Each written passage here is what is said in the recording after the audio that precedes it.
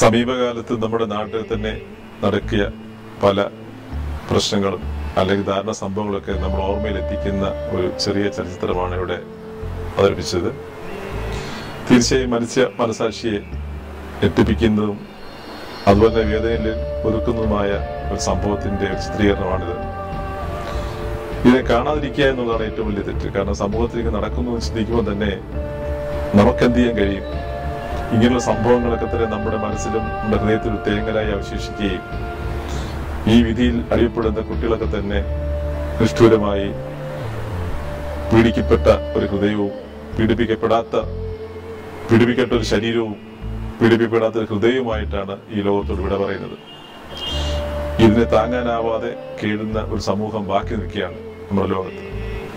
ഇത് നമ്മുടെ ലോകത്തിലെമ്പാടും അല്ലെങ്കിൽ നമ്മുടെ യുവജനങ്ങൾക്കിടയിലും ഒക്കെ തന്നെ എത്തിക്കുകയും അടുത്തൊരു തലമുറ, വളർന്നുവരുന്ന തലമുറയ്ക്ക് ഇത് ആശയക്കെടു നൽകുവാനും ഇതിടയാകുമെന്ന് കരുതുന്നു. തീർച്ചയായും ജീവച്ച് രവീന്ദ്രനും സംഘവും ഇവിടെ അവതരിപ്പിച്ച ഹ്രസ്വചിത്രം നമ്മുടെ മനസാക്ഷി ഉണർത്തുകയും നമുക്ക് ദിശാബോധം വരുത്തുവാൻ ഇടയാക്കുമെന്ന് ഞാൻ കരുതുന്നു. ഇതിലെ എല്ലാവിധ ഭാവങ്ങളും ഞാൻ നേരുന്നു.